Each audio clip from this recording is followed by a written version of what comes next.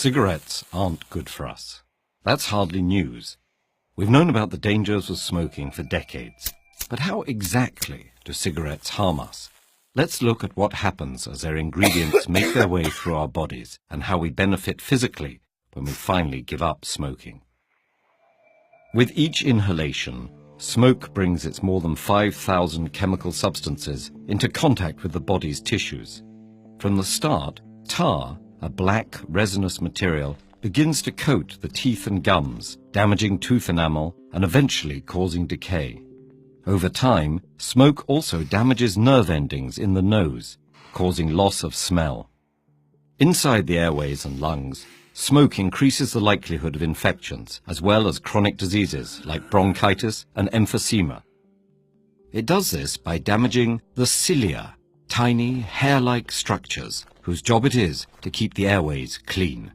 It then fills the alveoli, tiny air sacs that enable the exchange of oxygen and carbon dioxide between the lungs and blood. A toxic gas called carbon monoxide crosses that membrane into the blood, binding to hemoglobin and displacing the oxygen it would usually have transported around the body. That's one of the reasons smoking can lead to oxygen deprivation and shortness of breath.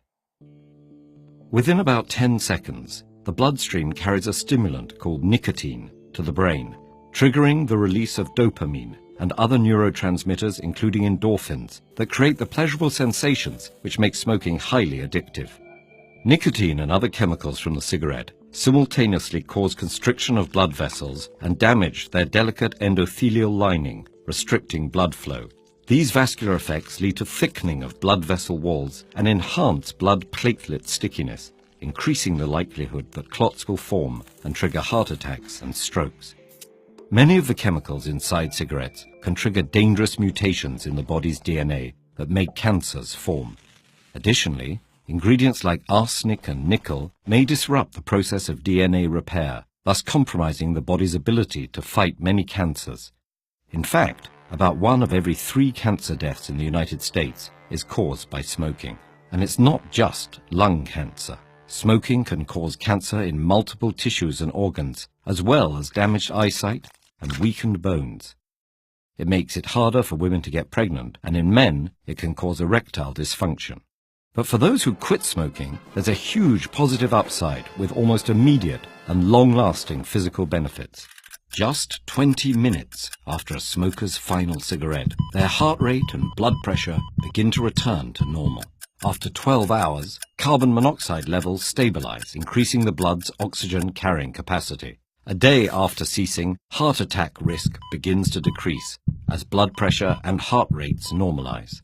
After 2 days, the nerve endings responsible for smell and taste start to recover. Lungs become healthier after about 1 month, with less coughing and shortness of breath. The delicate, hair-like cilia in the airways and lungs start recovering within weeks and are restored after 9 months, improving resistance to infection. By the 1-year anniversary of quitting, heart disease risk plummets to half as blood vessel function improves.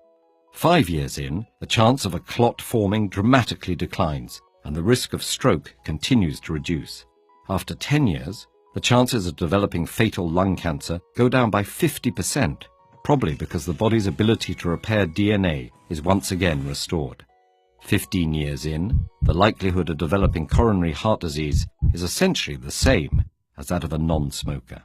There's no point pretending this is all easy to achieve. Quitting can lead to anxiety and depression resulting from nicotine withdrawal. But fortunately, such effects are usually temporary, and quitting is getting easier, thanks to a growing arsenal of tools. Nicotine replacement therapy through gum, skin patches, lozenges and sprays may help wean smokers off cigarettes. They work by stimulating nicotine receptors in the brain and thus preventing withdrawal symptoms without the addition of other harmful chemicals. Counseling and support groups, cognitive behavioral therapy, and moderate intensity exercise also help smokers stay cigarette-free. That's good news, since quitting puts you and your body on the path back to health. If you want to see more videos on building healthy habits, check out this playlist.